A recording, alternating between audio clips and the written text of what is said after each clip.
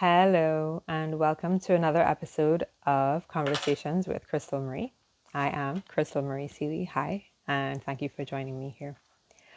Today, I wanted to talk about magnetism in light of quite a few things that we choose not to talk about, or in light of a lot of the abusive conversations that I find have been happening around magnetism. So, I will call this magnetism, awareness, and the law of attraction, with the goal of helping you to understand that no matter how magnetic you are to what you fear or what you love, whatever you think about, it is only when you are aware of your capacity to shift or direct or manage that magnetism, the universal law of attraction, so to speak, that you can be quote unquote held accountable. And I have come to find the word accountable to be used in very abusive contexts in this society. And if we want to talk about mental health, I think there is room for the conversation on mental health around accountability.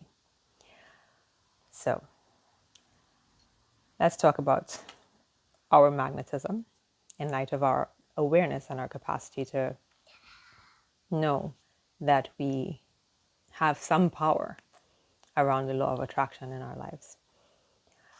If we live in a world that tells us that intuition isn't real because it's not provable, because science is the only true thing, then of course we don't begin to understand that we have any capacity within ourselves to create anything, much less to manage the energy within and around us. So when somebody then comes out of nowhere and says, well, if this is happening in your life, it's because you attracted it, I have to let you know that it is ridiculous. And if you feel that, then maybe you can stop cringing because of all the chatter out there around this that says that, and just breathe easy and let it go. Let it go, send that energy, those ideas back to the people that you got them from, back to where they came from. Just release them from your energetic body, release them from your head, your mind, your heart, your guts, just release them from your being. Just release that idea. Because just as you would not attack a caterpillar for not knowing how to fly, or you would not attack a baby chick, for not knowing how to fly, you cannot attack yourself for something that you have not developed and grown and honed within yourself. Even if all you have to do is develop and hone and own the knowledge that you have that power, or you actually have to tap into that power within yourself, whatever it is, do not attack yourself and say, this bad thing happened to me because I allowed it, or I willed it, or I attracted it. Release those words. Words are powerful. And if you think them, even if you never speak them, they have power. If you write them, they have power. So I invite you, if you've written them before, if you've thought them before, if you've spoken them before, to release yourself from that, to cut any cords attaching you to that idea. Just let it go. Breathe it out, and it is gone. And so today, I can invite you now, with the space you've created by letting go the ideas of people who may or may not be benefiting from you holding yourself accountable for the abuse that you've gone through. I would like to let you now come into a space of, there is awe and wonder in learning that I can actually attract what I do want into my life. And as with any universal law, not the universal laws that have been made up or hijacked or used to hold us in hostage to different, let's say, low-level, unbeneficial areas of our lives, but the true universal laws. And I will allow you to do your own research or intuitive searching or journeys with the universal laws to know what those are. Universal truths is what I call them. As you step into that, then you realize that it's only when you know, and I do mean the intrinsic knowing, not the head knowing, the heart, the gut, the intuition, the intrinsic knowing of the law of attraction. When you see that you can say something and right away it shows up in your experience in some way, or you think of somebody and they call, when you see the little magic moments like that, that is where you find, there is power in this. I am a creator. I do have the capacity to create this. And then as you heal the things that you're terrified of, the things that you're angry about, the things that you're hurt about, and you let go of the ideas and the beliefs, just like I said, you let it go.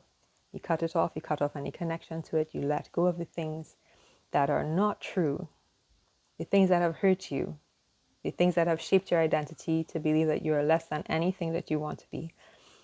As you let those go, you create space to let in things that you love.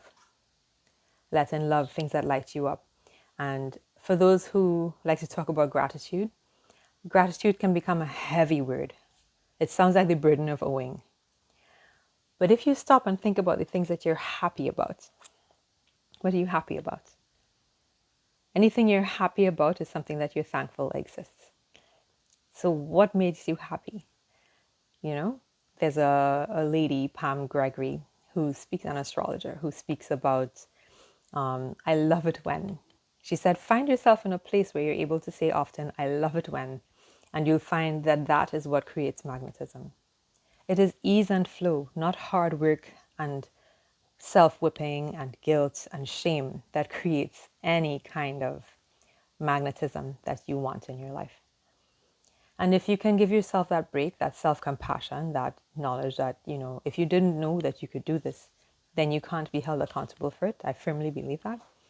Then you can release yourself of all of the, it was my fault that this happened. It was my fault that this person came into my life. It was my fault that this person changed. If you as a baby were taught that this is how relationships work, that is what you know.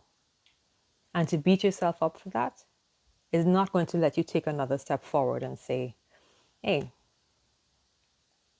this is fun. I can do this. Now that I know that I have this power within, how do I do that? So that is simply the awareness of it. Now you have to come into the practice of it. And I promise it takes a little bit more than just one idea, one moment to say, okay, now I have to change my thinking to encompass this. Because if you're used to the negative spiral of how bad, and I wish I didn't say that, and why did I do that? It takes a while to spin it the other way. Abraham Hicks, Esther Hicks, tends to say you have to stop the momentum before you can change its direction. And so sometimes that's what you have to do. She says, go to sleep and wake up, and you will have that energy to start in the direction that you want. And it is a nice idea. But for some people, it could just be as simple as sitting down, having an ice cream, focusing on the ice cream, and that will slow you down so that you could change that direction and focus on, I love it when, right? So you get to the awareness, then you change into the actual application, the living of it. And that turns into knowledge because you begin to have an actual experience of, or seeing the synchronicities of these things coming into your life. And then in the knowing comes the practice. It means then you have to really train yourself to focus on what you love and what you like. To stop using phrases like, I do not want bad things, and start saying, I want good things, or I only want good things. Because it is not the word no or don't that makes us magnetic. What comes after is what the universe or whatever you believe hears. And that is what you get more of, the thing that you think about. So if you can find a way to not think about the thing and to think about what you want, that is what draws in what you like. But I want to come back to make that point of not attacking yourself for things that happen to you. And even as you learn to use this law of attraction, you will find that sometimes your momentum will go in directions you don't want. It is not as simple as one day to just change your thinking. It will take time, and I hope that you can love yourself and have compassion for yourself through that. Because the only way forward is to love yourself. However you choose to use this information in loving yourself, let me know if this resonated and how I can support you more on this journey. I can do that through videos, sometimes through blogs, and I am working on some courses. Those have been in the pipeline forever. But let me know what works well for you. Again, my name is Crystal Marie Seeley. If you like what you have heard here today, or any of the other content that you find from me online, you can connect with me on YouTube, on Instagram, and as a paid or unpaid member on Patreon. Thank you for your time and have an amazing day. Loving yourself. Bye.